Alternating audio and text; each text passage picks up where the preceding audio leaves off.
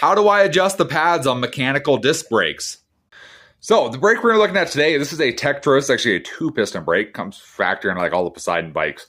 So this is kind of what we're looking at today. So it's a little bit different than just your basic mechanical caliper, but I can show you kind of how the basics work on here. So you might be wondering, what's the difference between a 2-piston and a 1-piston? Well, essentially on a 2-piston, both these pads move when you pull the cable on your brake. So as you can see, it's kind of bridged between both sides. So if we were to pull this, both pads move inward at the same time. Now, a single piston, essentially only the outside pad here is going to be the one that moves in. The inside pad is stationary. So with adjusting a single piston caliper, you're going to need to go on the inside of here, and there's going to be an Allen key.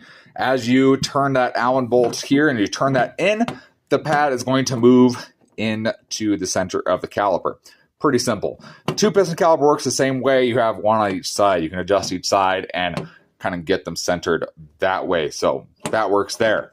However, if you're running a single piston caliper, in general, you're not going to have this one out here. And all this arm is going to do is affect how far in that pad is, this outside pad is going to be.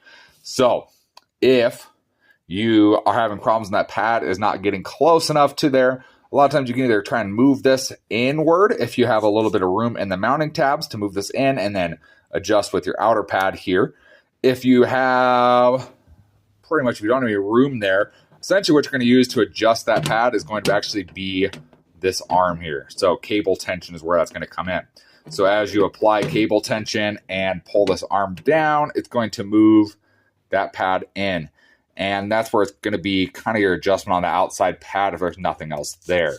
Obviously, your pads could be super worn down as well, something to check. But essentially, it comes down to cable tension on this side, on the, what'd you call that? I call this the outside side right here. The outside would be cable tension.